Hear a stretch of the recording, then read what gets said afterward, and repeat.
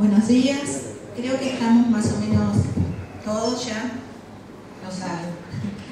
Bueno, para dar entonces inicio a lo que llamamos un curso de capacitación docente, pero que todos los años que pensamos alguna temática o problemática para compartir con ustedes, sabemos muy bien que la capacitación es de ida y vuelta, si no es que acá hay gente súper experta que tiene todo claro y que ustedes se van a ir seguramente con recetas súper claras a sus escuelas y sus casas. Al revés, es siempre un ida y vuelta y todos aprendemos y todos aportamos.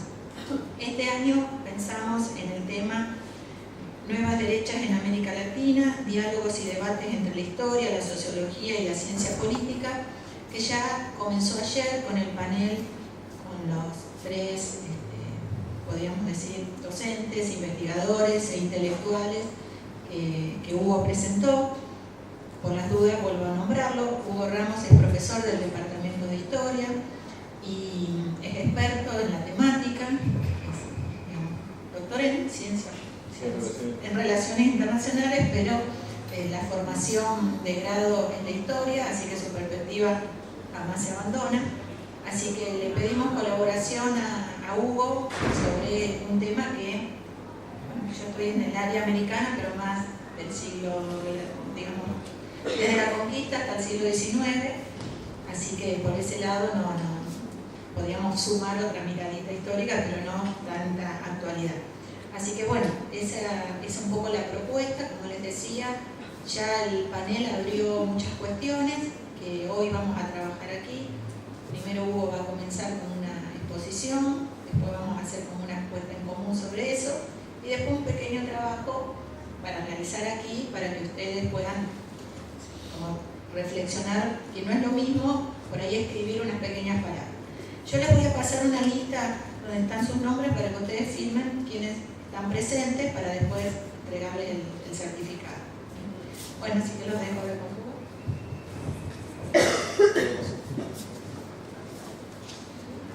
Bueno, buenos días. En primer lugar, muchas gracias a Nelly, que recién se retiró, pero también a Karina. Después queremos verlo legal. Lo tengo igual. Por la invitación a participar, es la primera vez en realidad que participo de la instancia de las Olimpiadas y por supuesto gracias a ustedes por asistir a esta jornada. Con Nelly estuvimos charlando y también con Karina qué trabajar y qué recuperar un poco de lo que habíamos visto ayer. Nos parecía que, bueno, sobre todo después de las cuestiones, de las preguntas, después de las preguntas que se abrieron luego del panel, quedaba como poco para decir nuevo sobre las nuevas derechas, ¿sí? Entonces nos parecía más importante recuperar algunas cuestiones que seguramente todos conocemos, pero ponerlas en debate acá, para después volver a reflexionar sobre las nuevas derechas. El título de la presentación es Nuevas Izquierdas y Nuevas Derechas en el contexto latinoamericano actual y está organizado como en tres partes. En la primera, mi idea es recuperar algunas cuestiones vinculadas con el neoliberalismo en los años 90. Yo creo que esa es nuestra experiencia más inmediata de lo que fue el neoliberalismo en nuestra región. Todos sabemos que algunas políticas neoliberales se aplicaron en la dictadura militar, ¿sí? De hecho, el origen, podemos decir, del modelo de acumulación basado en políticas neoliberales empieza ahí, pero nuestra experiencia más extensa en términos temporales y también en experimentar lo que tiene que ver con la profundidad de esas políticas, los alcances de esas políticas, remite, en el caso de la Argentina, a los años 90. Por eso me parecía importante reposicionar lo que fue el neoliberalismo en los 90 a partir de lo que todos conocemos con el nombre de Consenso de Washington. Después, un segundo momento donde la idea es trabajar sobre esto que también salió un poco, se sobrevoló un poco el panel de ayer, que son las nuevas izquierdas, ¿sí? Porque planteamos la noción de nuevas derechas y en una oportunidad, no me acuerdo cuál de los tres expositores dijo esta idea de pensar las nuevas derechas en términos relacionales, Ernesto creo, en relación con las nuevas izquierdas, ¿sí? Bueno, sobre esta base, recuperar algunas cuestiones de lo que fueron los gobiernos de la nueva izquierda, sobre todo pensándolos en términos de las discusiones conceptuales que esos gobiernos generaron, el uso de la categoría de nuevas izquierdas, para después pensar la categoría también de nuevas derechas, algunas de las características de esos gobiernos a nivel general y una suerte de balance provisorio comparado también con lo que vamos a hacer en relación con el neoliberalismo. Y una última parte donde sí está pensado como para recuperar algunas de las cuestiones que salieron ayer en el panel y otras cuestiones que no salieron pero que estuvieron implícitas, ¿sí? Si hablo muy rápido me van diciendo porque generalmente acostumbro a hacerlo así. Bien, neoliberalismo en los años 90. Creo que todos conocemos de qué se trata. Acá me interesaba marcar dos o tres cuestiones muy generales. Nosotros generalmente asociamos neoliberalismo a consenso de Washington. Y es importante en todo caso resaltar esta idea de que el neoliberalismo puede adoptar distintos programas, ¿sí? El consenso de Washington fue un programa de políticas que plasmó una versión del neoliberalismo que es relativamente diferente a la versión del neoliberalismo que están aplicando hoy en América Latina los gobiernos de las nuevas derechas, ¿sí? El neoliberalismo en los años 90 tuvo como tres grandes pilares. Creo que todo esto lo conocemos todos, simplemente acá recordarlo. La liberalización económica, que implicó básicamente la apertura de los mercados nacionales a la competencia externa, ¿sí? Pero que también implicó la apertura del mercado de capitales para el ingreso de inversión extranjera directa en áreas que antes eran consideradas estratégicas o que debían estar bajo el control de los estados nacionales, como por ejemplo la compra de tierras en la frontera, ¿sí? El ingreso de capitales para la compra de empresas públicas, ¿sí? Y en general habilitó el crecimiento del mercado de capitales ligado al mercado financiero en sentido estricto, ¿sí? La bolsa de valores. Si uno ve la evolución del Merval, ¿sí? Que es el mercado de valores de la Argentina, desde el 70 hasta la actualidad, encuentra en los 90 un punto clave, ¿sí? El segundo pilar fue la reforma del Estado, que también todos la conocemos y la sufrimos, que implicó distintas cuestiones, ¿sí? Implicó la privatización de las empresas públicas, implicó la transferencia de competencia del Estado Nacional hacia las provincias, implicó la reforma administrativa, que es la reforma de los procesos burocráticos internos del Estado, entre tres de las cuestiones que más conocemos, y el tercer pilar tiene que ver con la desregulación, en particular con la desregulación del mercado laboral, ¿sí? Que es uno de los pilares del neoliberalismo en la década de los 90. Ahora, hay aires de familia en relación con estos tres pilares y el neoliberalismo hoy, ¿sí? La cuestión de la liberalización económica y la cuestión de la liberalización del mercado de capitales en realidad no aparece como una novedad porque poco se retrocedió en estos últimos años en relación con estas cuestiones, ¿sí? Entonces es como una tarea ya hecha, por eso no aparece tanto en la agenda del neoliberalismo actual. Lo mismo en relación con la reforma del Estado, sin embargo sí apareció muy claramente en estos últimos años el despido de empleados públicos, ¿sí? Que traduce una forma de reducir las competencias del Estado o la capacidad del Estado para intervenir en ciertas áreas de la economía. No se habla de privatizaciones, salvo periféricamente, porque la mayor parte de las empresas públicas del Estado que se vendieron en los años 90 no fueron reestatizadas. ¿Sí? Hay algunos casos muy particulares, en el caso de la Argentina, o en algunos de los otros casos de América Latina, pero en general no se revirtió el proceso de privatizaciones. Aunque ahora, con el caso de Bolsonaro, vuelve a parecer fuerte la idea de privatizar las principales empresas públicas de Brasil, ¿sí? Entonces, podemos decir que si bien no está en el centro de esa agenda, no es que fue dejado enteramente de lado. Y la tercera cuestión, yo creo que es una cuestión clave que vuelve a aparecer, que es la reforma laboral, ¿sí? En sus distintas versiones. Sobre todo porque en estos últimos años, de las nuevas izquierdas, se recuperaron una parte importante de los derechos laborales perdidos durante la década de los 90, ¿sí? Ahí fue el cambio en la legislación lo que posibilitó retroceder en esa desregulación. Y hoy, nuevamente, la necesidad de cambiar la legislación laboral en sintonía con el nuevo liberalismo aparece en la agenda de los nuevos gobiernos neoliberales. Y para no detenerme en esto que ya, como decía, todos conocemos, esta idea de que el consenso de Washington aparecía como el instrumento que nos permitía a los países de América Latina pasar de la década de los 80 a la crisis de la deuda, que nosotros conocemos como también la década perdida, ¿sí? En términos de crecimiento del PBI y en términos también de incremento de la desigualdad, de deterioro de los servicios públicos del Estado, a la globalización, ¿sí? Aparecía como la receta que nos permitía a los países de nuestra región insertarnos exitosamente en el mercado capitalista mundial. Y no me quiero olvidar la clave de que el consenso de Washington transformó radicalmente las relaciones entre Estado, mercado y sociedad en los países de nuestra región, ¿sí? Hay un autor que seguramente todos conocen, que es Cavarossi, que plantea esta noción, ¿no?, del tránsito de una matriz estadocéntrica, donde el Estado era el eje articulador de las relaciones sociales, a una matriz mercadocéntrica, donde ahora es el mercado ese centro o ese eje. Se pueden hacer distintos balances de lo que fue el neoliberalismo, solamente menciono tres cuestiones. Una tiene que ver con el crecimiento. Ahí creo que hice otro donde estamos cerquita. Sí.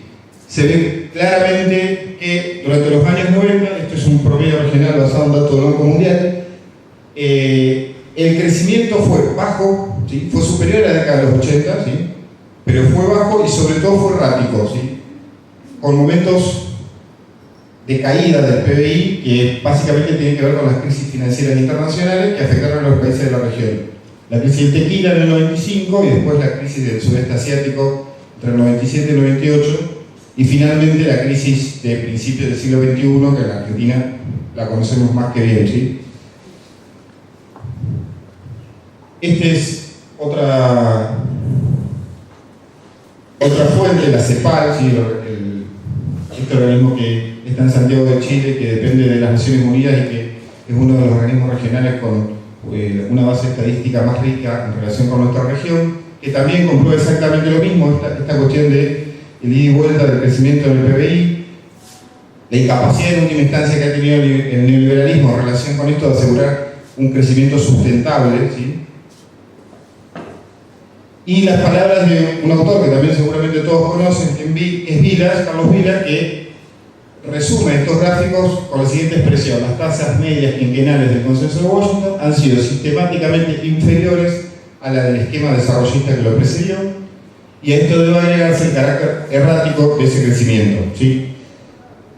Esa es la primera cuestión, o sea, crecimiento errático e inestable, y en general un crecimiento medio inferior a lo que había sido el modelo de industrialización por sustitución de importaciones.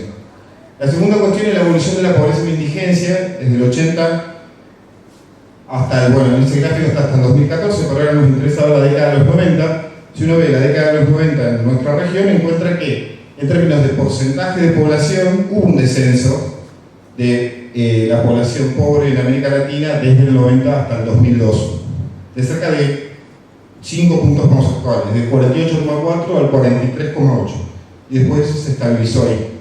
Pero si uno lo ve en términos de la cantidad de pobres, en realidad, en el segundo gráfico, lo que uno encuentra es que hubo un incremento de personas que cayeron en la situación de pobreza, desde 204 millones a 225 millones en el año 2002, ¿sí?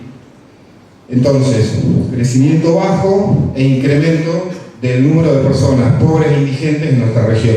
Esto es una manera, de alguna manera, de poner en datos duros, en cifras duras, lo que todos ya conocemos, ¿sí?, que cuáles fueron las consecuencias sociales de las políticas neoliberales. Y la tercera cuestión es el incremento de la desigualdad, ¿sí?, que se puede medir de distintas maneras. Todos conocen el índice de Gini, que es uno de los más conocidos. Acá está expresada la evolución del índice de Gini en 4 países de América Latina: en Argentina, en Bolivia, en Ecuador y en Perú, y encontramos que en esos 4 países, pero podríamos en realidad incorporar a todos los países de nuestra región, hubo un incremento notable de la desigualdad, medido por este índice, pero también por lo que, esto lo utilizan mucho los sociólogos, menos nosotros los historiadores, la relación entre el ingreso del decil 10 y el decil 1, que eso es básicamente la distancia entre lo que cobran los sectores más pobres y lo que cobran los sectores más ricos, ¿sí? Está dividido, es como si dividimos a la población en 10 grupos. El último decil, ¿cuánto cobra en relación con el primer decil, que es el que más cobra? Si uno ve, en el caso de la Argentina es muy notorio el incremento de la desigualdad. la diferencia entre los que más cobraban y los que menos cobraban en 1992 era de 15,9 y en el 2001 es de 32,9. ¿Sí? Se duplicó la distancia. Uno también lo encuentra en el caso de Bolivia, también lo encuentra en el caso de Ecuador y también lo encuentra en el caso de Perú. ¿Sí? Concentración del ingreso en los sectores más favorecidos de la población y incremento de la distancia entre los más ricos y los más pobres. Eso también, en un país que tradicionalmente se ha pensado desde una matriz más igualitarista, apareció como una novedad en la Argentina de los 90, ¿sí? Algo que en general ha sido un rasgo más típico de otros países de nuestra región. Fíjense la distancia. Ya en 1996, entre los sectores que más cobran y menos cobran, en el caso boliviano, ¿sí? Ya era de 72 veces en 1996 y se va a 126 veces en el 99. Lo mismo en relación con Ecuador y lo mismo en relación con Perú, porque ya eran, en su matriz societal ya había esa desigualdad tan notoria que empieza a aparecer o empieza a hacerse más visible en la Argentina de los años 90. La última columna también muestra eso, pero en relación con los hogares, pero la dejo de lado para no detenerme demasiado en esta cuestión que todos conocemos. Ninguno, en definitiva, ninguno de los supuestos básicos del paradigma del consenso de Washington se cumplió. En vez del derrame de esa riqueza que decía la teoría neoliberal, se incrementó la concentración de los ingresos, los activos, los niveles de productividad y los frutos del progreso científico-técnico y crecieron la pobreza y la desintegración social. ¿Sí? No leo la cita, la están viendo. Esta es, en definitiva, la situación que posibilita que hacia principios del siglo XXI gran parte de los países de nuestra región dieron un giro político, ¿sí? Dieron un giro político a favor de los gobiernos de la nueva izquierda. Un último dato, bueno, que tiene que ver con, obviamente, estos son los 4 países donde se produjeron fuertes revueltas populares contra el neoliberalismo: Argentina, Bolivia, Ecuador y Venezuela. Venezuela en el 89, en lo que se conoció con el nombre de Caracazo. ¿Sí? Cuando uno le cuesta entender la radicalidad del proceso que se inicia con Hugo Chávez en el 99, necesariamente tiene que remontarse a lo que pasó 10 años atrás, ¿sí? Y la rebelión de la población en contra de la aplicación de políticas neoliberales, que en este caso habían empezado bastante más tempranamente que en el caso argentino, ¿sí? Nosotros tenemos esta idea de la dictadura, después el gobierno de Alfonsín siempre nos aparece como un interregno, por lo menos los 2 primeros años, y después el neoliberalismo hace que lo identificamos con el menemismo. Bueno, esa no es la situación de todos los países de nuestra región. De hecho, en Bolivia, en Venezuela, en Uruguay, en Chile, por supuesto, desde el 76, también desde el 73 en realidad, el neoliberalismo empezó bastante antes, ¿sí? Por eso, el Caracazo, que es la primera rebelión social contra el neoliberalismo, ya se da en este país a fines de la década de los 80. Y después tenemos los casos de Ecuador, de Bolivia y de Argentina, que luego de 10 años largos, en el caso de Bolivia 15 años, se producen estas rebeliones sociales, estas protestas que provocan la caída de presidentes vinculados con la aplicación de políticas neoliberales y la búsqueda de reemplazos políticos y sociales a ese tipo de políticas.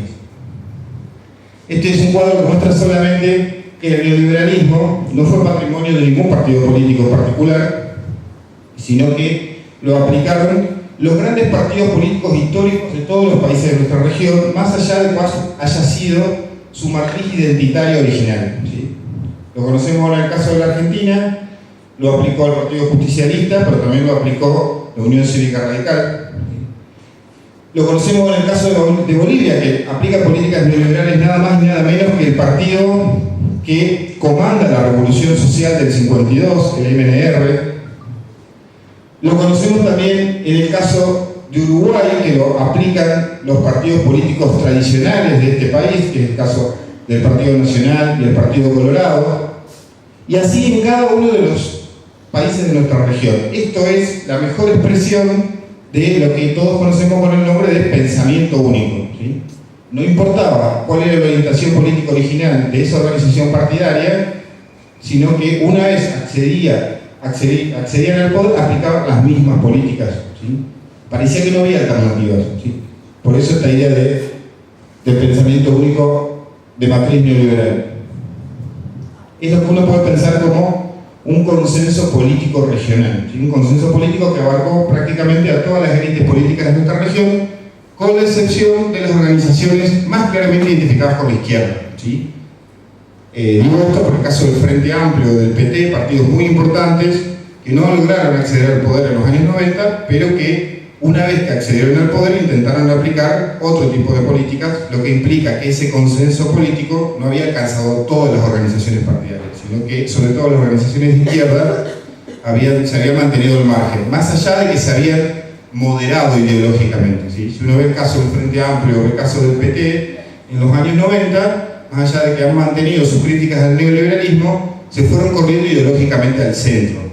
Por eso cuando acceden a la presidencia de sus respectivos países, tampoco aplican políticas tan radicalmente distintas a las que se habían aplicado en los años 90. Por eso este proceso de reformas, sobre todo en estos dos países, es mucho más gradualista y mucho más limitado que lo que uno puede encontrar en el caso de Ecuador o que uno puede encontrar en el caso de Bolivia. ¿Qué pasa con el proceso político que se inicia en el 2002? En 2002 como fecha clave porque es el año donde gana la elección presidencial nada más y nada menos que el Partido de los Trabajadores, ¿sí? Con Lula. Partido que se había fundado a fines de la década de los 70, en ese proceso de finalización de la dictadura brasileña, y que se autorreconocía como un partido de la clase trabajadora brasileña que había sido creado desde abajo, ¿sí? A diferencia de todos los otros partidos políticos de Brasil, que en general han nacido de acuerdo de cúpulas o de acuerdo de élites, desde adentro del Congreso Nacional en particular, ¿sí? Ustedes saben que la dictadura brasileña tuvo la particularidad de que no cerró su Congreso Nacional, ¿sí? Sino que permitió la participación política de la oposición a través de un partido controlado por la dictadura, que era el PMDB, pero habilitado a participar, ¿sí? Y un partido oficialista que se llamaba Arena, que era el partido que servía de sostén a la dictadura militar. Fuera de ese acuerdo bipartidario, oposición-oficialismo, es donde nace el PT a fines de la década del 70. Entonces es un partido bastante atípico en el universo partidario brasileño. Y fue el principal partido de oposición a la implementación de políticas neoliberales desde fines ya de la década de los 80. Si ustedes tienen, algunos seguramente no se acuerdan, otros a lo mejor se acuerdan de algunas elecciones en particular, sobre todo la de fines de la década de los 90, pero Lula fue candidato presidencial en Brasil desde el 89 hasta que finalmente gana en el 2002. Fue candidato en el 89, en el 94, en el 99 y en el 2002, donde en la cuarta vez finalmente accede a la presidencia. Por eso el PT era el principal partido de oposición al neoliberalismo. Bueno, eso en realidad es la traducción también de un proceso de más largo alcance, como fue el paulatino reemplazo o el abrupto reemplazo en caso de que fuera resultado de una rebelión o una movilización social intensa de los gobiernos más pro-neoliberalismo por otro tipo de gobiernos, ¿sí? Lo que nosotros conocemos con el nombre de la nueva izquierda. En el caso de la Argentina, en el caso de Bolivia, Brasil, Chile, Ecuador, y acá solamente me ciño a los casos de América del Sur, también hay algunos casos de América Central, y está marcado con rojo los únicos 3 países que en la actualidad siguen manteniendo gobiernos delimitados bajo esta categoría de nueva izquierda, progresismo, populismo de izquierda, que ahora nos vamos a detener un poquito en eso.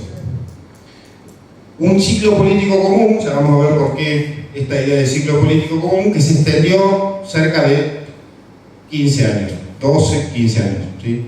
El primero en realidad es el caso de Venezuela con Hugo Chávez, que accede al poder en 1929, pero quien tuvo realmente un impacto continental es el caso de Lula, ¿sí? Como decía recién, que accede a la presidencia de Brasil en el 2002. Y en Argentina esta particularidad de que no es un partido nuevo, sino que es una fracción de un partido que se había aplicado políticas neoliberales, como el caso del Frente para la Victoria en Argentina. Esta situación, el hecho de que provenieran de distintas organizaciones, en algunos casos de organizaciones de izquierda, en otros no, ¿sí? Es lo que nos habla de la diversidad de la nueva izquierda en nuestra región, ¿sí? Y este es un recuento, por lo menos para que tengamos en cuenta de qué hablamos cuando hablamos de diversidad en formas por lo menos organizativas. Decía recién el Partido de los Trabajadores como un partido que nace de abajo a fines de la década del 70, y en ese sentido es parecido al Frente Amplio, con la diferencia de que en realidad el Frente Amplio no es en sí mismo un partido, sino un frente de partidos. Dentro del Frente Amplio, por ejemplo, está el Partido Socialista y el Partido Comunista, que han mantenido su identidad partidaria específica más allá de que ya hace como 40 años que forman parte del Frente Amplio, y hoy es muy difícil pensarlo fuera del Frente. Organizaciones partidarias que nacen de movimientos sociales, como el MAS, ¿sí? Movimiento al Socialismo, en realidad es una sigla prestada, porque el nombre original del partido de Evo Morales era Instrumento Político para la Soberanía de los Pueblos. Como no se le autoriza al Tribunal Electoral, finalmente utiliza esta sigla, pero que la decisión de los movimientos sociales organizados en Bolivia de distintas vertientes, tenemos el movimiento campesino indígena, pero también el movimiento cocalero, ¿sí? Por ejemplo, las distintas cooperativas y coordinadoras que nacieron al calor de las luchas neoliberales, que se suman a ese movimiento social y que deciden formar un partido para disputar el poder del neoliberalismo. Y eso es lo que da origen al MAS, o sea, un partido hijo del movimiento social, que es uno de los pocos casos de nuestra región. Partidos nuevos, completamente nuevos, que nacen una vez los determinados líderes políticos acceden a la presidencia, como es el caso de Alianza País, Rafael Correa en Ecuador, que no existía antes de Rafael Correa, como fue el caso de Alianza Patriótica para el Cambio, que era ese partido que se crea, o esa alianza de partidos que se crea para llevar a Fernando Lugo al poder, y que dura muy poquito tiempo, ni siquiera dura 2 años hasta que se fractura, que en parte explica la rápida destitución de Lugo en el 2012. Tenemos también la unificación de partidos existentes en respuesta a una decisión de su máximo líder político, que es el caso de Hugo Chávez, que ordena la unificación de su base político-partidaria en el Partido Socialista Unido de Venezuela. Tenemos el caso del peronismo, donde un sector hasta ese momento periférico del partido se transforma en el sector dominante, ¿sí? Y que a lo largo de todo el periodo, y eso es otra discusión, muy extensa por cierto, mantiene relaciones bastante fluctuantes con esa matriz identitaria que es el peronismo, ¿sí? Y bueno, ya recién decía el caso de Lula, pero también podemos pensar en partidos históricos como el caso del Partido Socialista de Chile, que sirve de sostén a la presidencia de Michelle Bachelet. O sea, ya deteniéndonos solamente en esta cuestión de que cuál es la base político-partidaria, cuál es la base organizativa, institucional de la nueva izquierda, encontramos que hay casos muy diversos en todos los países de nuestra región que responden a las particularidades, a las condiciones particulares de cada uno de esos países, ¿sí? Lo cual hace difícil pensar esto de forma más global. Y eso también se asocia con cómo pensamos conceptualmente estas experiencias. Y hubo 3 categorías estrellas, digamos, en el firmamento de las ciencias sociales, que fueron estas, ¿sí?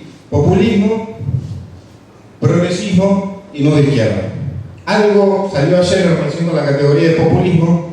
Ustedes saben que si hay algo en lo que los cientistas sociales no están de acuerdo es en cómo definimos el populismo, ¿sí?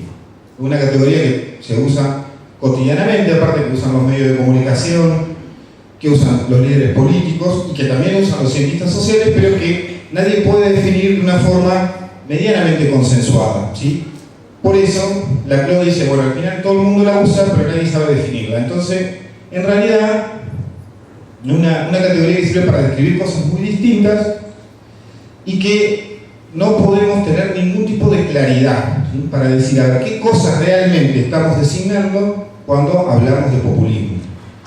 Por eso, muchos, entre otros, un historiador conocido, lo dice, que Ezequiel Adamowski, que dice, no tiene sentido usar la categoría de populismo, no aclara nada, sino que oscurece, ¿sí? Porque entre otras cosas, no podemos responder a esto, ¿no? ¿Define un tipo de liderazgo o define un movimiento político?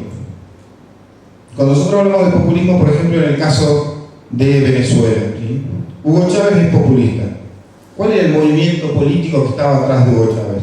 Bueno, en realidad no había un movimiento político, sino que se arma, ¿sí?, después de que Hugo Chávez acceda al poder, la creación del Partido Socialista Unido de Venezuela, el pueblo chavista. Entonces el populismo en realidad refiere a la figura de Hugo Chávez. Genial. Ahora, si uno piensa por el caso del peronismo, en la actualidad, todos los cientistas sociales coinciden que el peronismo es un movimiento político populista. Entonces ahí ya no estamos hablando de un liderazgo, estamos hablando de un movimiento que tiene una traducción partidaria, que es el PJ. Entonces designan las dos cosas. ¿Cuál es el elemento que nos sirve de criterio para decir que el populismo nos sirve para definir las dos cosas? Un tipo de liderazgo y un movimiento u organización política. Define un conjunto de políticas. Si define un conjunto de políticas, ¿a qué tipo de políticas? Cuando escuchamos esto que dicen los medios de comunicación, políticas populistas, en particular referidas a las políticas económicas populistas. Refiere a políticas redistributivas, como fue el caso del peronismo histórico, o refiere a las políticas económicas populistas de Carlos Menem en los años 90, que nada tenían de redistributivas. Entonces, ¿cuál es el contenido de esa política para que sea designada como populista? Expresa un contenido social particular, es decir, expresa en términos algunos intereses de clases sociales específicas. ¿De qué clases sociales específicas? ¿Sí? El peronismo histórico en la Argentina expresa la alianza entre capital y trabajo. Ahora, ¿qué expresa en los años 90? El populismo de Carlos Menem. Si asumimos que esa categoría puede ser usada también para los años 90. Y esta cuestión que es clave y es hija directa del uso de la categoría populismo en realidad como un insulto, ¿sí?, básicamente. Como un insulto para desprestigiar al adversario político. ¿Qué traduce ese insulto? Básicamente, que ese líder político en particular muestra algo de irracionalidad en el manejo de la política, ¿sí? La idea de que el populismo, en definitiva, se opone a lo que uno considera la política, que los cientistas que usan esa palabra consideran como la política normal, ¿sí?, que la política basada sobre todo en las normas liberales, en la democracia liberal. Entonces, todo lo que sea parte de esas normas vinculadas con la democracia institucionalista liberal es populista, en términos de esto es anormal, ¿sí? Esto no sirve para profundizar la democracia, esto es irracional. Bueno, este debate sobre la categoría, esta indefinición sobre la categoría es lo que hace difícil pensarla como un instrumento útil de análisis, ¿sí? Si uno lo ve en términos de nuestra región, el populismo salió también ayer, se usó para definir lo que conocemos como el populismo clásico de los años 30 a 50, Cárdenas, Vargas y Perón, en los tres grandes países de América Latina. También se usó para definir determinados tipos de liderazgo, determinados movimientos en los años 90, en particular Carlos Menem, pero también Fujimori en Perú, Salinas de Gortari en México, ¿sí? Y volvió a aparecer y a ser usada masivamente en los últimos años bajo el gobierno de estos nueva izquierda regional, que vamos a pensar en la categoría nueva izquierda, usémosla así sin definir, para el caso de Kirchner, para el caso de Lula y para el caso sobre todo de Hugo Chávez. Entonces ahí uno encuentra como dos grandes posiciones, campo de la historiografía. La posición de Ansaldi, que dice, bueno, frente a esto, que reconoce que es un gran problema, en realidad lo mejor es usar la categoría de populismo solo para lo que conocemos como populismo histórico. Punto. Ahí estamos todos de acuerdo que el populismo designa este tipo de políticas económicas, esta alianza entre capital y trabajo, la inauguración de este modelo de desarrollo, y que se da en estos tres países por estas razones. Punto. Ahí no tenemos discusión. Usar la categoría de populismo para definir lo que pasa en la actualidad es anacrónico. ¿Sí? Y esa es un poco la postura dura que sostiene Ansaldi, que podemos estar de acuerdo o no, pero que por lo menos le otorga una conceptualización reconocible a esa categoría. Y después tenemos la perspectiva más amplia, que es la perspectiva de la CLO, que seguramente algo han escuchado, que en realidad es una perspectiva difícil de abordar, ¿sí? Porque la CLO tuvo una formación teórica muy compleja, vino el marxismo, después incorporó las modificaciones y las vertientes teóricas vinculadas al giro lingüístico, o sea, el postestructuralismo, el planteo de Derrida, y a eso le sumó nociones y teorías vinculadas con el psicoanálisis, y en particular de Lacan. Entonces, leerlo a Laclau es realmente un ejercicio difícil de hacer, pero que uno puede traducir básicamente de esta manera. El populismo para Laclau es una lógica política, ¿sí? Es como que encuentra en el funcionamiento de las democracias dos tipos de lógica. Una lógica institucional, más de respeto a las normas, algo de eso decía ayer Sergio Morresi, no sé si se acuerdan. La postura de Sergio está un poco inspirada en la de Laclau, si bien no comparte las conclusiones de Laclau, sí parte de lo que dijo Sergio se reconoce en la teoría lacaniana.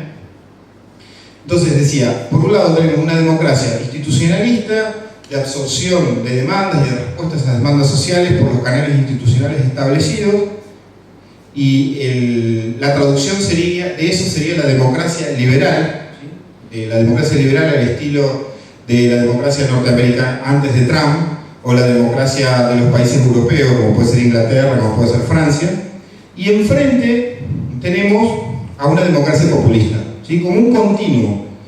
En realidad no es que tenemos un caso u otro caso, sino que las democracias se van ubicando en ese continuo que va de la democracia liberal a la democracia populista. Y la democracia populista se define precisamente por articularse en torno a un liderazgo que construye una figura que la democracia liberal e institucionalizada no aparece, que es la figura del pueblo. El pueblo como representante del conjunto de la nación, encarna el conjunto de la nación contra las élites o las oligarquías, donde la polarización política aparece como una clave para entender la dinámica política de esas democracias. Entonces, es una forma de articular el campo político. Democracia liberal, democracia populista. Es interesante esta idea porque nos permite sacar el populismo del campo de lo irracional, ¿sí? Y pensar que tiene una lógica política particular. El problema de esta definición de Laclau es que al ser tan amplia sirve para explicar un montón de cosas, ¿sí? De hecho, en el propio libro de Laclau, el nazismo, ¿sí? El maoísmo y los populismos históricos aparecen como fenómenos populistas, ¿sí?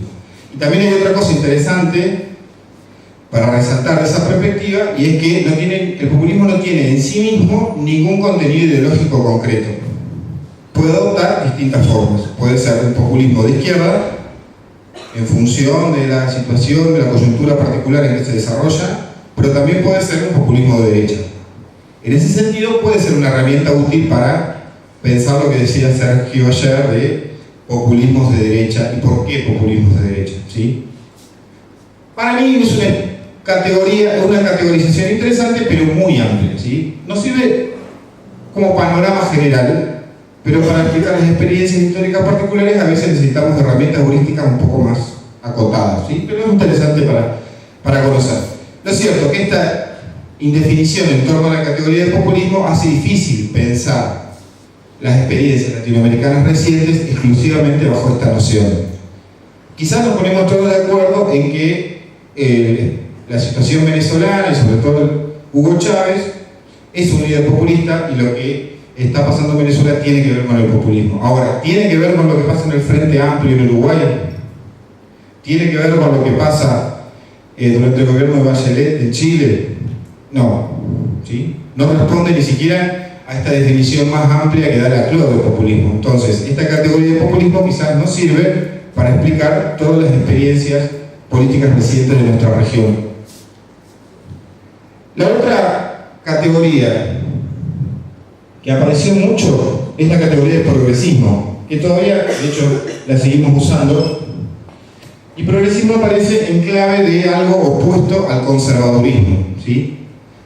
Más allá de las variaciones regionales, es decir, de cómo entendemos en Argentina lo que es progresista, que es bastante diferente a cómo se entiende en Venezuela lo que significa ser progresista, o a cómo se entiende en Brasil lo que significa ser progresista, lo cierto es que el progresismo aparece como una amalgama de ideas que vienen de dos vertientes, ¿sí?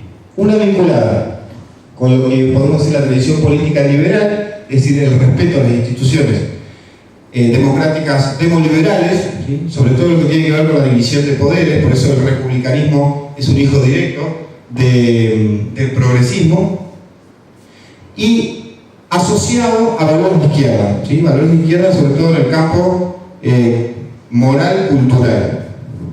Por ejemplo, la defensa del matrimonio igualitario, ¿sí? En la izquierda contemporánea.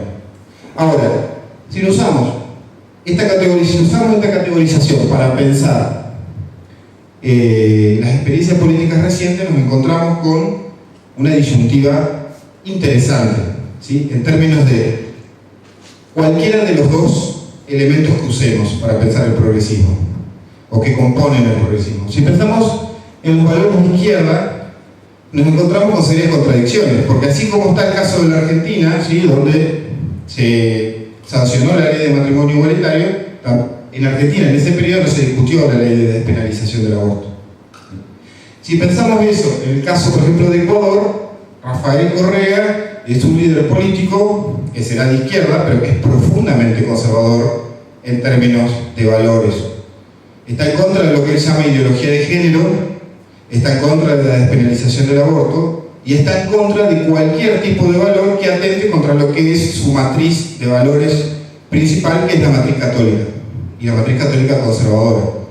No tengo nada contra Rafael Correa, simplemente mencionar que pensar que todas las experiencias son progresistas en estos términos nos enfrenta a esos dilemas irresolubles, ¿sí? Lo mismo en relación con la tradición política liberal. Podemos quizás asumir que Michelle Bachelet es progresista en términos conjuga valores de izquierda con una tradición política liberal. Ahora, Hugo Chávez es progresista. Más allá de los valores de izquierda que Hugo Chávez ha defendido, lo cierto es que nada tiene que ver con la tradición política liberal. En la nueva constitución de la República Bolivariana de Venezuela hay un montón de elementos que trascienden ampliamente la tradición política liberal. Eso no permitiría definirlo a este líder político fundamental en este ciclo político como progresista. Y entonces también nos encontramos con esta situación de que la categoría de progresista no sirve para atender todos los casos particulares. Y esto lo paso, porque en definitiva esta idea de asociar el progresismo con el republicanismo también tuvo la contracara de transformar la idea de republicanismo o de defensa de la república en un instrumento de disputa política a favor de los sectores más conservadores. O sea, la defensa de la república se transformó en una trinchera de los sectores conservadores al momento de impugnar los gobiernos de la nueva izquierda. Por eso aparece esta idea de la nueva izquierda, quizás como una de las categorías que no ha dejado de ser discutida, más útiles en términos muy amplios, ¿sí? ¿Cómo definimos a la nueva izquierda? Y ahí casi todos los autores que trabajan estos temas, la idea de izquierda la retoman de lo que dice un politólogo italiano que es Norberto Bobbio. ¿Cuál es el criterio fundamental que separa a la derecha de la izquierda? Y es cómo se posiciona la derecha y la izquierda frente a la problemática de la desigualdad, ¿sí? La derecha dice que la desigualdad es natural, en todas las sociedades ha habido desigualdades sociales, por ende no tenemos que hacer nada para resolver los problemas de la desigualdad, ¿sí? Es una condición estructural de la sociedad humana. Y en definitiva, la derecha te va a decir, si vos sos pobre, la manera de salir de la pobreza es que te esfuerces, punto. Es a partir del esfuerzo individual que se consigue salir de la situación de exclusión y de marginalidad. El Estado nada tiene que hacer ahí, ¿sí? Más que igualar las condiciones. En eso sí, la derecha va a estar de acuerdo. ¿Qué es lo que dice frente a eso? La izquierda dice, no, en realidad la desigualdad es un problema de cómo están estructuralmente organizadas nuestras sociedades. Es un problema social, un problema natural. Como un problema social puede ser en parte resuelto y en parte entendido a partir de la acción de ese actor que concentra una parte importante de los recursos sociales, que es en particular el Estado. Por eso, a partir de la acción del Estado se puede reducir la desigualdad. Quizás no eliminar, pero sí se puede resolver el problema de la desigualdad y los impactos sociales más negativos del problema de la desigualdad. Por eso, este criterio que ustedes podrán darse cuenta que es muy amplio, ¿sí?, nos permite pensar a estos gobiernos como parte de la nueva izquierda, en tanto todos compartieron esta matriz de pensar la desigualdad social como resultado de un orden o de un estado de cosas injusto, resultado de la aplicación de políticas neoliberales. Frente a eso, la acción del Estado para tratar de resolver lo que el neoliberalismo había legado, ¿sí? Ese es el criterio que también, cuando uno habla de derechas, está usando, por más que no lo explicite. Cómo se posicionan en ese continuo ideológico los actores políticos que participan de la disputa política actual en nuestra región. Ahora, esto que decía recién, ¿no?, de la diversidad. Más allá de la diversidad en formas de organización, la diversidad en términos de cuál es la sociedad, la diversidad en términos de las políticas concretas que ha aplicado cada una de las nuevas izquierdas de nuestra región, todas tuvieron en común el hecho de asumir que el neoliberalismo, o sea, la particular relación entre Estado, sociedad y mercado que había planteado el neoliberalismo, había incrementado la situación de desigualdad en nuestra región. Y frente a eso, había producido la expulsión de importantes sectores sociales de los recursos y de los beneficios de la vida en sociedad. Esa situación podía y debía modificarse, ¿sí? Ahora, ¿cómo debía ser modificada? Ahí es donde uno empieza a encontrar gran diversidad en el tipo de respuestas que estos gobiernos aplicaron en cada uno de los países de nuestra región, ¿sí? Por eso, en realidad, más que de una nueva izquierda, los autores que trabajan en estas temáticas plantean múltiples izquierdas. No fue una nueva izquierda, sino múltiples experiencias de izquierda en distintos países de Sudamérica y de América Central, muy heterogéneas entre sí, ¿sí? Diversidad, heterogeneidad, múltiples izquierdas, creo que esa es una idea clave que me gustaría que sostengamos. Por eso también pensar en que este conjunto de experiencias políticas conformaron un ciclo político común, ¿sí?, que se extendió, como decíamos hoy, algo más de 10 años y que bueno, muchas diferencias al menos tienen que explicarse en base a 4 cuestiones, ¿sí? ¿Cuál fue la composición de los elencos gobernantes? Una cosa es pensar el gobierno de la Argentina bajo el kirchnerismo, de dónde proviene Néstor Kirchner, de dónde proviene Cristina Kirchner, y otra cosa es pensar la composición de los elencos gobernantes, como decía hoy, de Bolivia, ¿sí?, de dónde proviene Evo Morales. ¿Cuál fue la base social de esos nuevos gobiernos? También nos plantea algunas claves para entender las diferencias de cuál fue la base social del Frente Amplio. Es diferente a pensar cuál fue la base social del chavismo en Venezuela, o cuál es la base social actualmente del chavismo en Venezuela. La segunda cuestión para entender las diferencias es cuál es el rol que ocuparon los movimientos sociales en este proceso, cuál fue el rol, por ejemplo, que ocupó el movimiento piquetero en Argentina y qué lugar ocupó en el bloque de poder que conformó la base de sustentación política del kirchnerismo en la Argentina, cuál fue el rol que ocuparon los movimientos sociales en el caso boliviano, y se ocuparon el mismo lugar que en el caso argentino a la hora de conformar el bloque de poder que sustenta políticamente al gobierno del MAS. La existencia o la no existencia de partidos que se conocen con el nombre de nacionales populares, ¿sí?, esos partidos que apelan no a la categoría de ciudadanos, sino a la categoría de pueblo, ¿sí?, y que en muchos casos tienen que ver con las experiencias previas populistas de nuestra región, como puede ser el caso del peronismo, pero también es el caso de la Asociación Nacional Republicana, por ejemplo, en Paraguay, que no dio origen a ninguna experiencia de la nueva izquierda, ¿sí?, al contrario, es un partido que se transformó en un partido muy conservador, pero que en sus orígenes tenía una raíz nacional popular. Lo mismo el radicalismo en Argentina, pensemos en el radicalismo yrigoyenista. ¿Y cuáles han sido las herencias institucionales que el neoliberalismo dejó en cada uno de los países de la región y que impusieron límites muy claros a la iniciativa y la capacidad transformadora de algunos de los gobiernos de la nueva izquierda?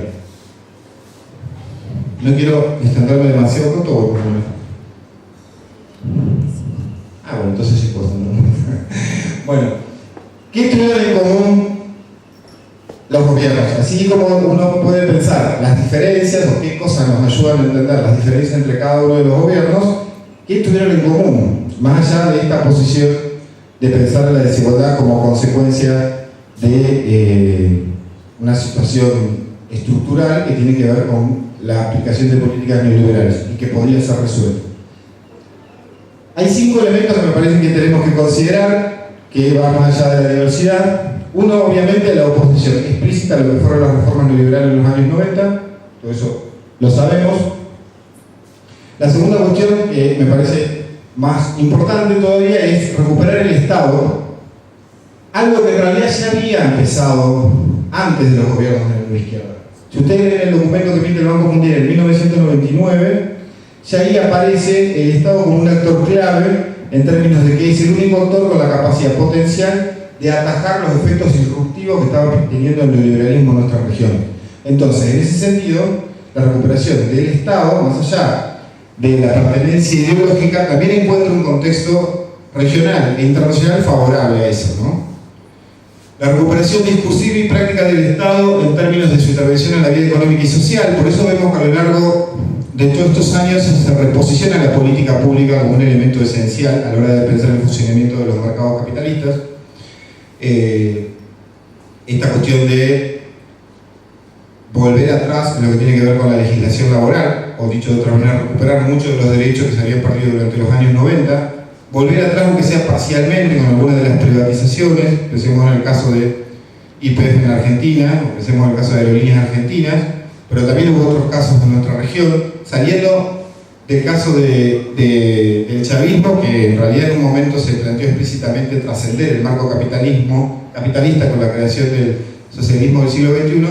En el resto de los casos, sin salir de los márgenes del capitalismo, se retrocedieron algunas de las políticas insignias del neoliberalismo en los años 90, de la mano de esta recuperación del rol del Estado. Esta cuestión de la actitud diferencial frente al mercado por la aceptación del capitalismo como orden social y económica dominante, algo que fue una característica de todos los gobiernos de la región, con la única excepción del chavismo, como decía recién, y que diferencia a la nueva izquierda de este siglo de lo que fue la nueva izquierda de los años 60 y los años 70, ¿sí? Donde planteaba explícitamente trascender el capitalismo, ¿sí? Donde se pensaba el capitalismo como un orden social obsoleto y el futuro era el socialismo y el comunismo. Bueno, todas las experiencias de nueva izquierda de estos últimos años aceptaron al capitalismo o se plantearon su acción política dentro de los márgenes del capitalismo. La única excepción fue el chavismo, ¿sí? Y no estaría terminando muy bien, ¿sí? Todos sabemos cuál es la situación que experimenta Venezuela hoy actualmente, pero sí al menos es el único caso donde se consigna al conjunto del orden social dominante como responsable de la situación de injusticia. O se equipara capitalismo con neoliberalismo. O sea, el neoliberalismo para el chavismo es el capitalismo actualmente existente. Por ende, trascender el neoliberalismo implica básicamente trascender el capitalismo. Por eso la propuesta del socialismo del siglo XXI. La cuarta cuestión es que todos se plantearon una nueva relación con los poderes más concentrados del orden global, o sea, conseguir mayor autonomía en el sistema internacional y conseguir mayores beneficios para nuestra región en el diálogo con las potencias mundiales, aunque eso implicase romper con vínculos históricos entre esas potencias y los países de América Latina. Pienso en el caso sobre todo de Brasil, que ha tenido tradicionalmente un vínculo muy intenso con Estados Unidos y que bajo el gobierno del PT giró su política exterior sobre todo a favor de China, de la India, de lo que se conoció con el nombre de los BRICS, ¿sí? Argentina siempre ha tenido una relación bastante oscilante con los Estados Unidos, pero aún así en este periodo también rompe por lo menos con lo que es la política exterior de los años 90, esta idea de las relaciones carnales, y busca una política internacional y regional más cercana a América Latina. También es una novedad bastante reciente para nuestro país, pero que ya tiene una tradición que va de los años 80, apoyando los procesos de integración, buscando la profundización de los procesos de integración y explorando nuevos vínculos internacionales, también con Rusia, con China, con los países de África. en esta búsqueda de un poco de distancia con los países centrales, Estados Unidos, también la Unión Europea, para conseguir una mayor autonomía relativa en el diálogo internacional, ¿sí? Y la última cuestión que me parece que es fundamental, y es que esta nueva izquierda mantiene una relación con la democracia diferente a lo que mantuvo la nueva izquierda en los años 60 y los años 70. Esto que ayer decía Ernesto Kozlowski, de que siempre hay que pensar esa relación en términos contextuales e históricos, me parece clave, porque así como hoy podemos pensar en la nueva derecha como una fuerza política que tensiona nuestra idea de democracia, tenemos que aceptar que acepta ese principio de legitimación, que es la regla electoral para acceder al poder, ¿sí? No en todos los casos, de todas maneras, ¿sí? Esa aceptación es limitada, ¿sí? Pensemos en el golpe de Estado en Honduras en el 2009, pensemos en la destitución ilegítima de Lugo en Paraguay en el 2012 y de Dilma en el 2016, pensemos en los intentos de golpe de Estado contra Evo Morales en el 2008 o 2010, ahora no recuerdo, o contra Evo Morales también por esa misma fecha, en el golpe de Estado contra Hugo Chávez en el 2002, que pudo ser revertido. Entonces la nueva derecha ha tenido una relación fluctuante con ese principio de acceder al poder solo por la vía electoral. En cambio, en ese sentido, la nueva izquierda fue mucho más homogénea. No hay ningún gobierno de la nueva izquierda que no haya accedido al poder por otra vía que no sea la electoral y que no haya revalidado su posición de partido gobernante a través de las vías electorales, ¿sí? Tenemos el caso de Venezuela, pero la verdad es que en el sentido de que ha sido impugnada a nivel internacional su democracia por lo que ha pasado en las últimas elecciones. Ese es un caso que en todo caso su evolución probablemente nos dé una respuesta más clara que la que tenemos hoy, porque la verdad es que hoy nos informamos de Venezuela por lo que pasa por lo que pasan por los medios de comunicación, y los medios de comunicación no han sido muy neutrales con el caso de Venezuela en particular, ¿sí? Ahora, vuelvo a esta idea de la relación entre la nueva izquierda y la democracia como un elemento constitutivo de la identidad de esta nueva izquierda, ¿sí? Que la diferenció también muy claramente en relación con la nueva izquierda de los años 60 y 70, donde la democracia se pensaba sobre todo como una democracia burguesa, una democracia capitalista. Entonces era una democracia que se pensaba en términos sobre todo instrumentales, no era un elemento que formara parte del ideario político de la nueva izquierda. En cambio, en la nueva izquierda actualmente existente, esto sí aparece como un elemento fundamental. Y recuperar la idea de que si nosotros pensamos a la nueva izquierda en términos relacionales con la derecha, ¿sí? En términos de que la constitución de lo que define a la nueva izquierda también se hace en relación a su adversario político, que es la derecha, y a su vez la definición de la identidad política de la derecha se hace en relación con lo que define a la izquierda, el hecho de que una vez asumidos los gobiernos de la nueva izquierda al poder, eso tuvo un efecto bastante disruptivo en los sistemas políticos de todos los países de nuestra región, ¿sí? Si uno ve cómo funciona el sistema político de América Latina, de los distintos países de América Latina, hoy, y cómo funcionaban en los años 90, va a encontrar grandes diferencias. Sobre todo, va a encontrar un elemento que en los años 90 había desaparecido prácticamente de la escena política regional, como es la polarización política. Es decir, la conformación bastante clara de dos polos, el polo gobernante y el polo de la oposición. En el caso del periodo en donde nosotros estamos trabajando ahora, el tema de la nueva izquierda, nosotros encontramos un polo gobernante de izquierda y una oposición de derecha, ¿sí? En general, repartida en distintos grupos, ¿sí? Dividida, pero que se unifica para el momento de las elecciones, y eso es lo que permite entender ese escenario como un escenario polarizado, ¿sí? Durante muchos años los partidos de derecha vieron disminuir abruptamente el caudal electoral, por eso en algunos casos intentaron acceder a la vía del poder presidencial por otros medios que no es ni el electoral, pero el hecho es que a la larga la constatación de que eran partidos minoritarios facilitó la conformación de coaliciones que permitieron finalmente, en algunos casos, la derrota vía elecciones de los gobiernos de la nueva izquierda. En realidad, si uno lo analiza en una escala sudamericana, solo hay dos casos donde la derecha le ganó a la nueva izquierda en el poder. Uno es el caso de la Argentina y otro el caso de Chile, ¿sí? Porque en los otros casos accedió al poder sucediendo a un gobierno de derecha, como es el caso que va a pasar ahora en Brasil, y ahí ya tenemos el antecedente de la destitución ilegítima de Dilma, y ahora Bolsonaro va a suceder a Temer, que también es un gobierno de derecha.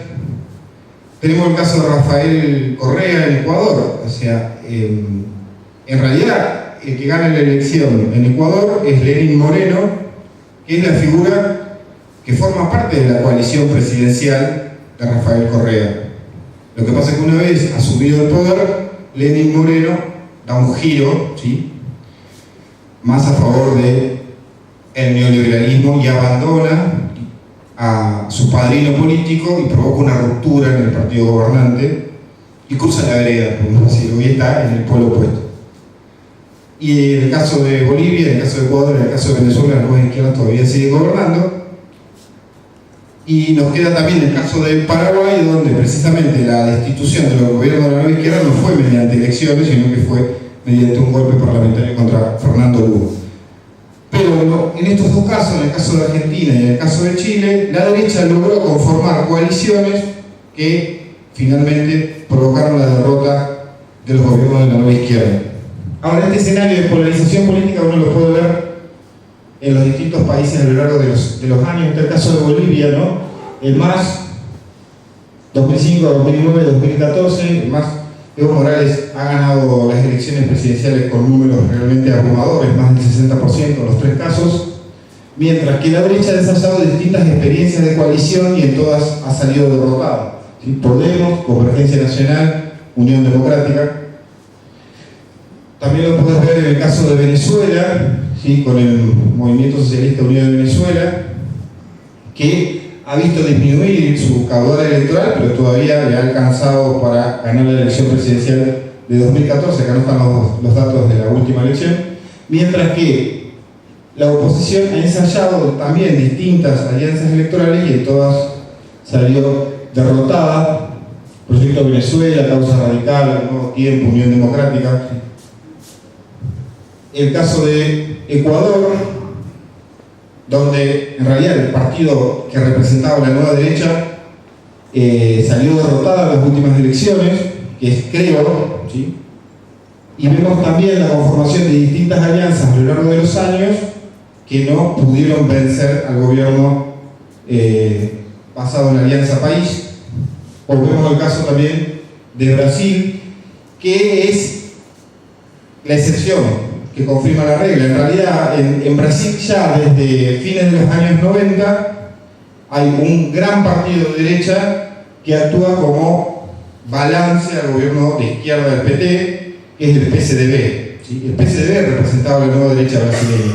Lo que ha pasado con Bolsonaro es una cuestión bastante excepcional que merece un análisis más profundo. Si uno ve desde el 98 hasta el 2014, estos dos grandes partidos polarizaban la escena política brasileña, ¿sí? Por un lado el PT, la nueva izquierda, por el otro lado el PSDB, que concentraban la mayor parte de los votos a lo largo de esta década y media larga, ¿sí? No me voy a detener mucho en esto, solamente considerando así como hicimos una suerte de balance en relación con el neoliberalismo, considerar una suerte de balance en relación con los gobiernos de la nueva izquierda. En relación con el crecimiento, es indudable que el crecimiento de los últimos años hasta el 2015 fue ampliamente superior al crecimiento que se había verificado en América Latina durante todos los años 90, ¿sí? No podemos dejar de considerar ahí también que el ciclo económico, sobre todo lo que tiene que ver con el precio de las materias primas, fue diferente en estos últimos 15 años de lo que había sido en los años 90. Pero aún así, el crecimiento, que es, uno lo puede ver ahí a partir del 2000, ¿sí?, en adelante, es realmente notorio en relación con lo que había pasado los 20 años anteriores, ¿sí? lo que permite recuperar y superar las caídas en el PIB per cápita que se habían producido a lo largo de todos los años 80 y de todos los años 90. ¿Sí? Entonces, en ese sentido, en términos de crecimiento, esta última década larga en América Latina fue una década muy importante. ¿Sí? No quiero usar la palabra década ganada, pero en realidad sí fue una década ganada en términos de crecimiento para toda América Latina. ¿Sí? Si uno lo ve en términos de la evolución de la pobreza y la indigencia, observa claramente que hubo una disminución de la cantidad de pobres en nuestra región. Ahora, esa cantidad de pobres en nuestra región a partir del 2012 se estanca, ¿sí? Se estanca la disminución. Y de todas maneras, esto no podemos dejar de considerarlo, es un número muy alto todavía. Más de 167 millones de personas siguen siendo pobres en América Latina en el 2014. ¿Sí? Una cifra levemente superior a la del 2013, que era 165 millones. Y la tendencia de los últimos años de los gobiernos de la nueva izquierda mostraba precisamente un estancamiento en el proceso de reducción. Si uno lo ve en términos de porcentaje, también observa esa caída. O sea, ha habido un descenso notorio, pero también ha habido una cierta incapacidad de este tipo de gobiernos de romper ese núcleo duro de exclusión, ¿sí? Que alcanza a cerca del 30% de la población de nuestra región y que se traduce en términos de un poco más de 160 millones de personas. Es en términos de porcentaje, el 28% de la población de América Latina seguía siendo pobre en el año 2014. Y si uno lo ve en términos de distribución del ingreso, los datos indican que hubo un descenso de la desigualdad, ¿sí? En toda nuestra región desde el 2002 hasta el 2014. Ahí el punto de ruptura también está aproximadamente en ese periodo 2013-2014, donde ese descenso de la desigualdad se detiene. Obviamente ese descenso de la desigualdad ha sido diferente entre los países, pero es notorio el caso de Bolivia, ¿sí? Donde sufrió un descenso de más del 3%, o una mejora en la distribución del ingreso muy notoria, y en el caso de Venezuela también hasta el 2014. A partir de ahí la situación en Venezuela empeora y estos procesos se revierten, ¿sí? Entonces, si uno compara bajo los mismos indicadores el neoliberalismo y la nueva izquierda, en realidad el balance es ampliamente favorable para los gobiernos de la nueva izquierda, ¿sí? Sin embargo, cuando uno hace un balance de esto, también se encuentra con ciertas cuestiones que tenemos que poner en discusión, ¿sí? La primera es que, en general, los gobiernos de la nueva izquierda no pusieron, o no debatieron, o no pusieron en tensión el modelo de desarrollo, ¿sí? Cuando uno plantea el modelo de desarrollo, ahí uno puede apelar como a dos grandes bibliotecas. Aquellos que hablan del modelo extractivista, ¿sí?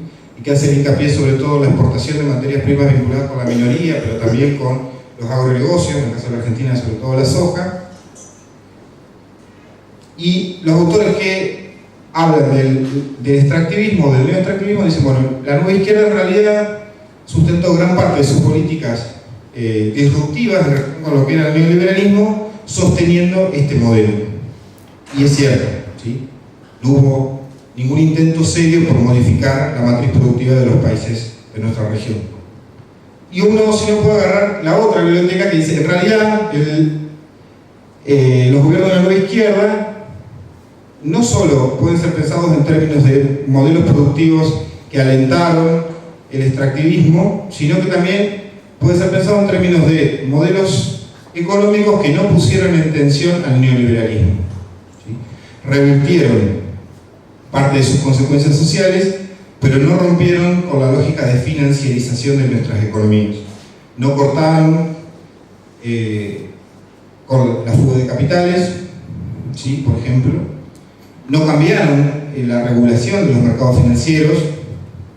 En algunos casos dejaron de pedir deuda externa, pero no porque quisieran dejar de pedir deuda externa, sino porque no podían por las condiciones que le imponía el mercado financiero internacional. O sea, ya sea que nos centremos en uno de los lados o en otro de los lados, lo cierto es que nos aparece como un gran problema, una gran asignatura pendiente, el cambio en el modelo de desarrollo que sustenta las economías de los países de nuestra región, ¿sí? Algo que evidentemente no se pudo hacer, no se quiso hacer y directamente no se hizo en ninguno de los países de América Latina desde el 2000 hasta el 2015-2016.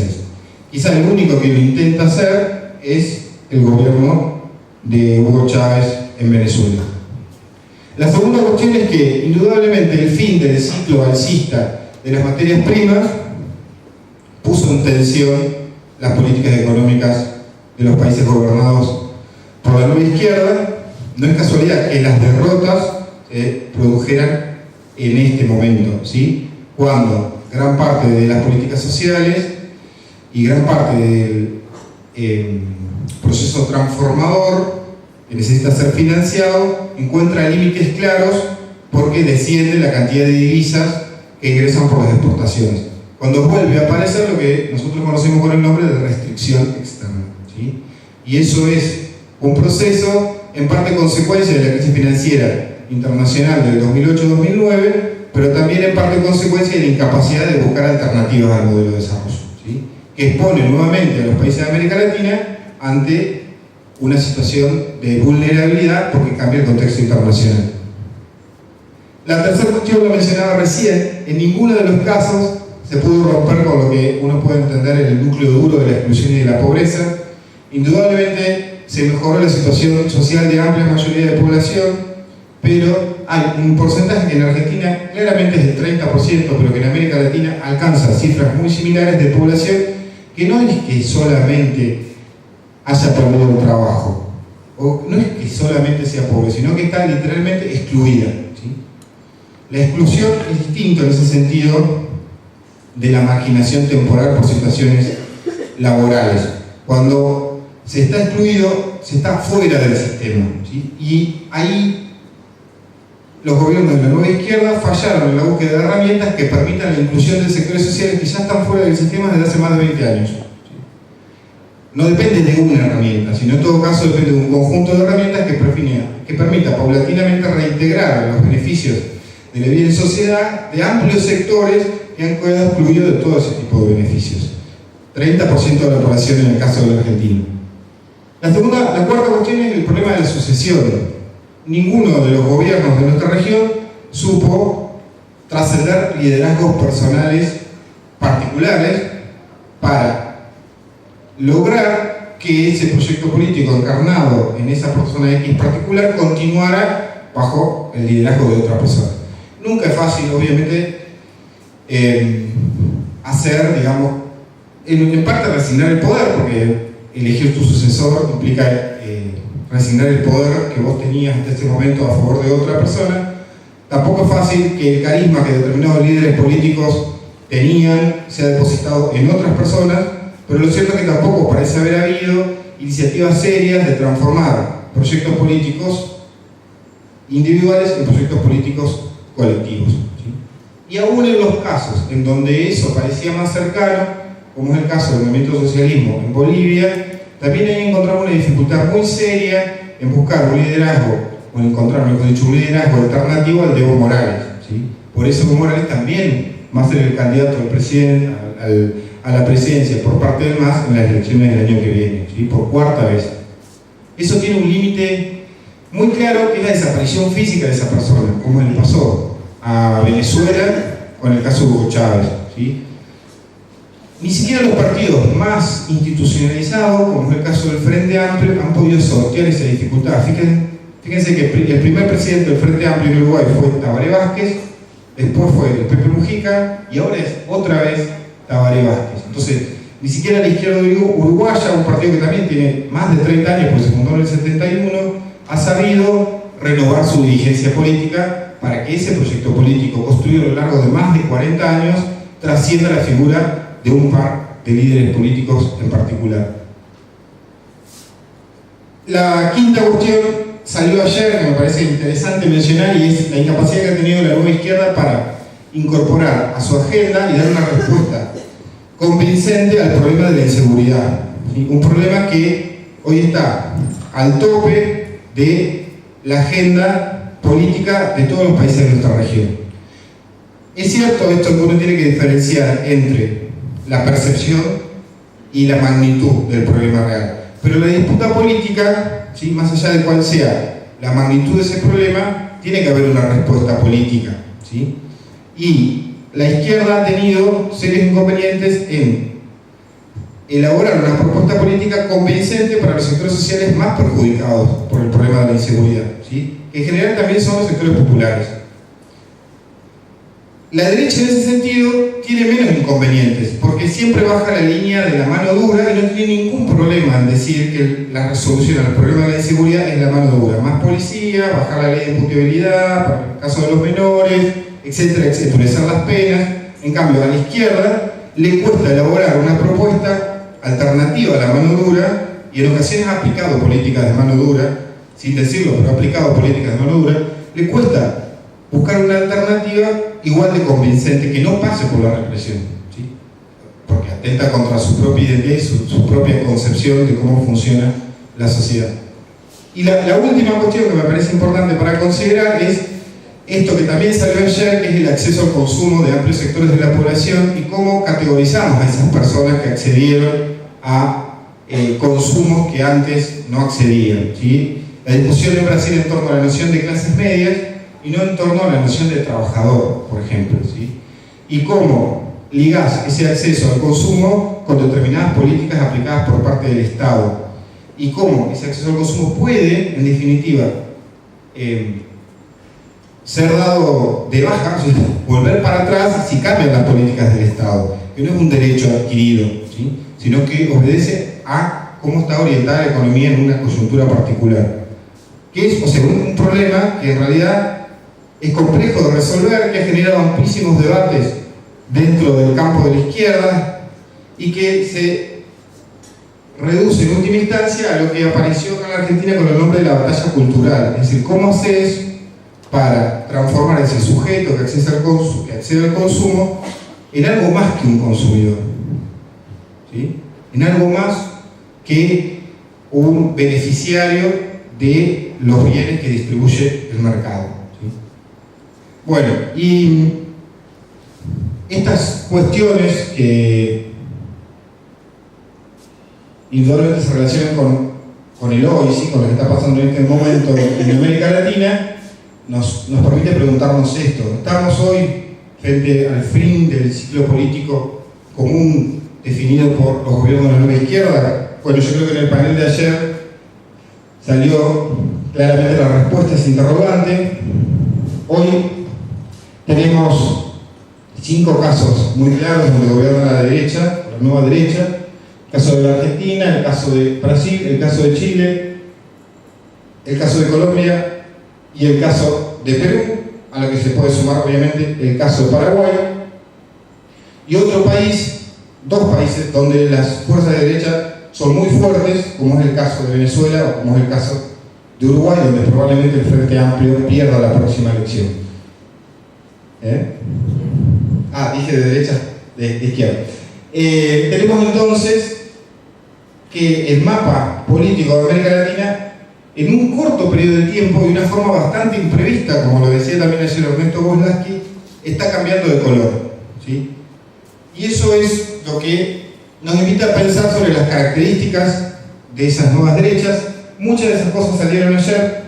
Simplemente mencionar que también en formas de organización las nuevas derechas son muy diversas, muy heterogéneas, y encontramos desde partidos tradicionales que se han renovado y han elaborado plataformas políticas vinculadas con lo que hoy entiende la nueva derecha, con esto que decía ayer, este proyecto histórico de la derecha hoy en América Latina es el neoliberalismo. Indudablemente estos partidos tradicionales se han renovado en términos de una renovación de lo que es el neoliberalismo para nuestra región, ¿sí?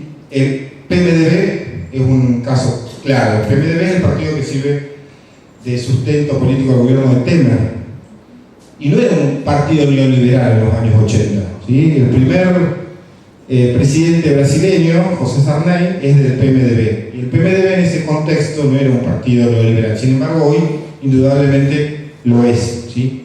Y pongo al partido de Bolsonaro como un partido tradicional porque en realidad, más allá de la novedad que implica la figura de Bolsonaro, lo cierto es que ese partido participa de las elecciones en Brasil desde el principio de la década de los 90. Se funda, de hecho, a principios de la década de los 90, si no me equivoco, en 1994. Por lo cual, ya tiene más de 25 años ese partido, no puede ser considerado un partido nuevo. Lo que pasa es que era un partido marginal en la escena política brasileña. Y la posibilidad de transformarse en un partido que lleva a una figura como Bolsonaro a la presidencia descansa en múltiples causas, entre otras la crisis del sistema político brasileño, la capacidad de Bolsonaro de transformarse en un tipo de líder atractivo para la coyuntura que vive Brasil hoy, o sea, un conjunto de razones, pero que no tienen que ver con la fundación de un nuevo partido o la aparición de una figura que hasta el momento no formaba parte de la clase política brasileña. También tenemos partidos de la nueva derecha que son meras listas electorales que se han creado solo participar en determinada elección y después van a desaparecer, como es el caso de Perú para el Cambio, que llevó al presidente peruano con ese apellido tan difícil que no me acuerdo nunca cómo se llama, Kuczynski, y que ha sido destituido, o el partido que llevó al nuevo presidente colombiano, ¿sí? El Partido del Centro Democrático, que tiene un lema que es genial, que resume el programa de la derecha, que es mano firme, corazón grande, en términos de lo que también decía ayer Sergio Morresi de la derecha compasiva, ¿sí?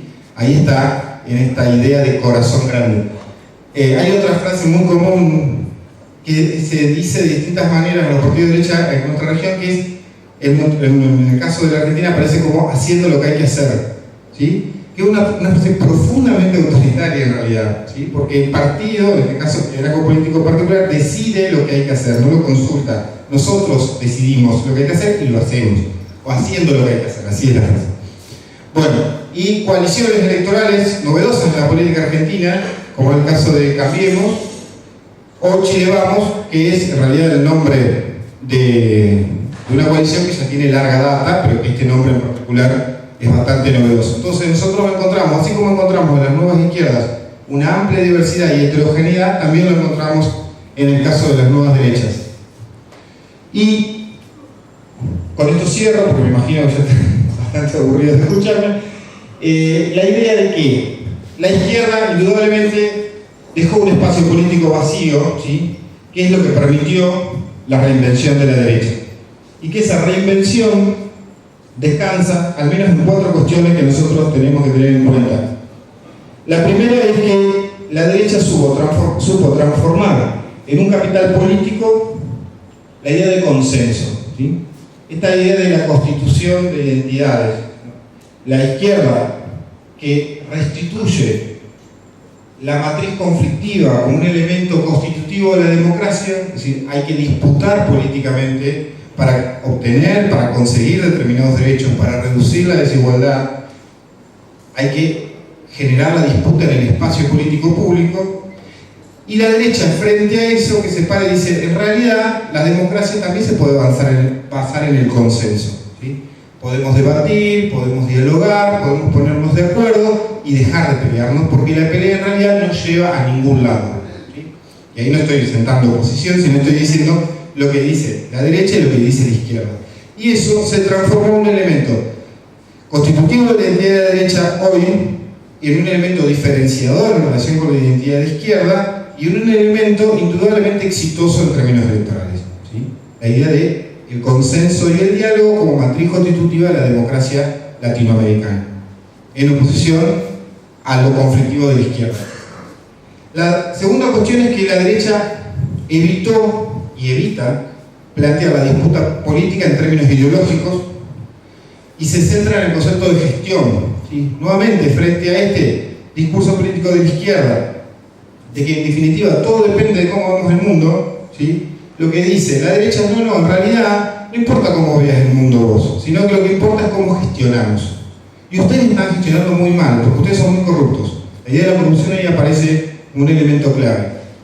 Nosotros somos buenos administradores y nuestra experiencia en las empresas, como CEOs, como gerentes, como dueños, como directivos, lo demuestra. Y eso es lo que hay que hacer con la cosa pública. Hay que gestionarla y administrarla bien, independientemente de la ideología que nosotros tengamos.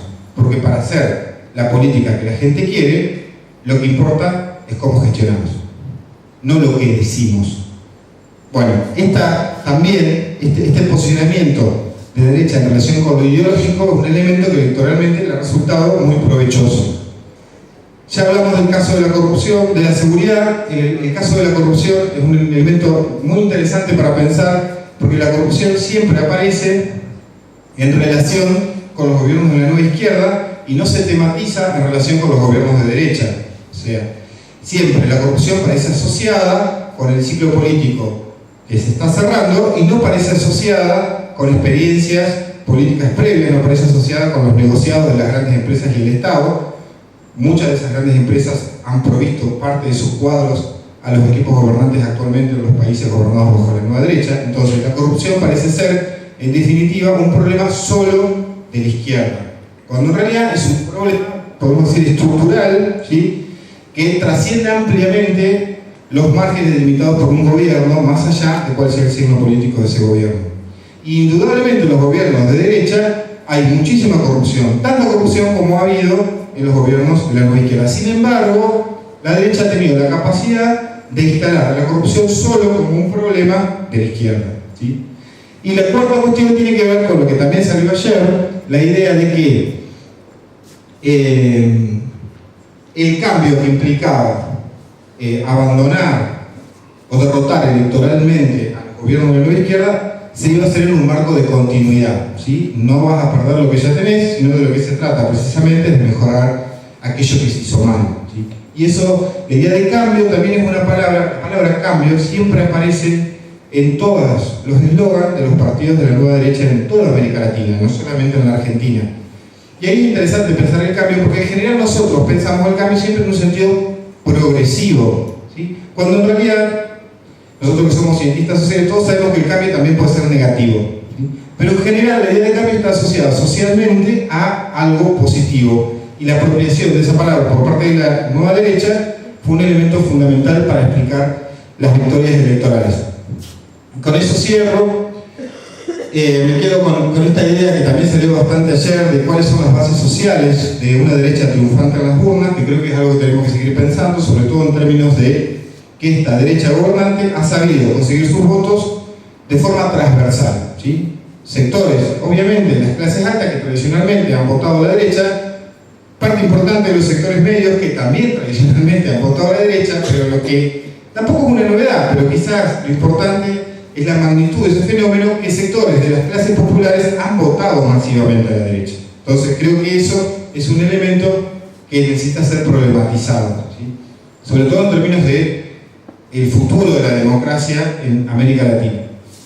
Derecha democrática lo dejo como un signo, una pregunta, porque algo de eso salió en el panel de ayer. Esta idea de que determinadas prácticas políticas de la derecha han tensionado las maneras de entender la democracia, sobre todo la aparición nuevamente de instrumentos represivos por parte del Estado en una intensidad y en una escala a la cual nos habíamos acostumbrado bastante, ¿sí? Cierro con la idea de la complejidad del escenario regional hoy en América Latina. Para no quedarnos solamente con la idea del fin del ciclo. Sí, indudablemente algo ha cambiado, pero ese cambio apunta hacia un incremento de la complejidad, ¿sí? Más que al reemplazo completo de los gobiernos de la nueva izquierda por gobiernos de nueva derecha en toda América Latina. Hoy tenemos países gobernados por la nueva izquierda, tenemos países gobernados por ex aliados de la nueva izquierda, que en principio han girado al neoliberalismo, pero que todavía no está claro hacia dónde van.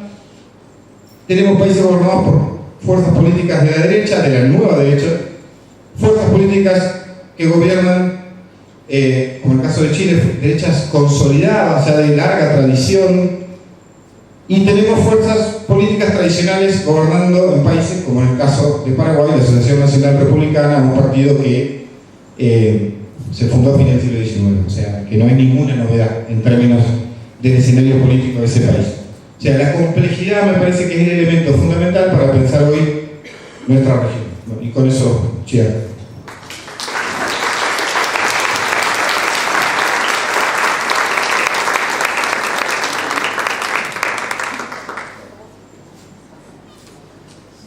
Bueno, quieren alguna pregunta, algún comentario, algo para charlar en relación con lo que estuvimos diciendo recién, o les parece que nos tomemos unos 10-15 minutos de descanso y después volvemos.